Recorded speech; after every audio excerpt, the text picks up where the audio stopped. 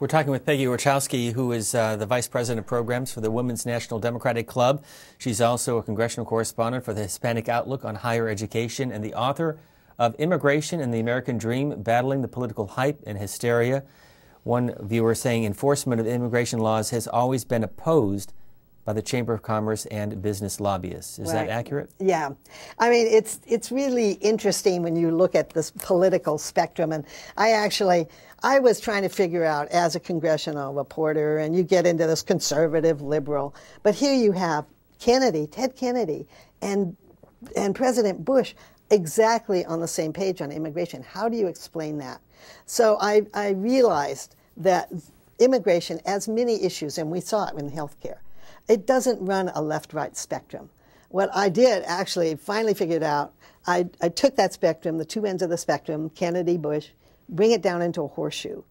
The bottom of the horseshoe is open, which is interesting. There's a real libertarian sense among the Bush people who think like Bush and the Kennedys. On the right, it's a corporate libertarian. Bring in every worker we can. Bush, when he was first elected, he said, let's anybody who can get a job in the United States should get a work permit. How easy is that? Just open the borders. There's people say, let's have a global labor unions. Just anybody who can get a job here. Well, what? Scab labor? Anyone willing to work cheaper than Americans? He didn't talk about that. But that's kind of a corporate libertarian point of view. So yes, the Chamber of Commerce is right there. Let's have as loose laws as possible. We need as cheap labor as possible. And it is about cheap labor.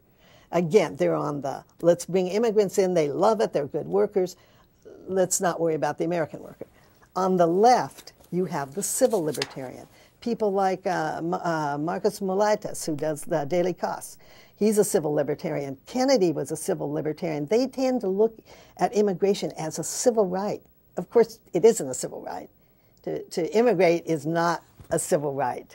To be in the country illegally is not a civil right. You have a few civil rights, not very many, but you have a few. But it's not a civil right to immigrate.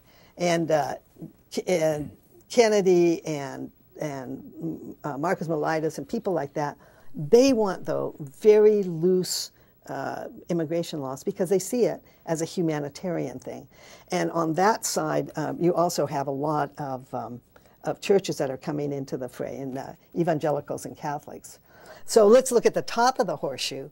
That is more what I call, David Brooks has a term, economic nationalists. Mm-hmm. Some people could call it American firsters, but I don't want to put a pejorative term on it. So let's say they're economic nationalists. On the right, yes, you have the Lou Dobbs and the Tom Tancredos and people like that, Pat Buchanan. On the left, though, there are Democrats who want to limit immigration. There are environmentalists who are very worried about the immigration impact on the environment.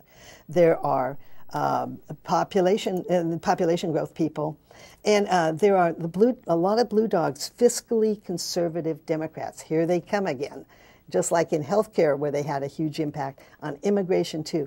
They're worried about the impact of especially illegal immigration because illegal immigration is uncontrolled. Mm-hmm. With legal immigration, we can control the kinds of workers, the kinds of numbers, and that's the whole idea of immigration law. From the book, despite all the romantic and dramatic stories about immigration waves, there is really only one underlying reason why anyone migrates from one country to another: work. The words of our guest, Kathleen, is joining us. Last call from Chicago. Good morning.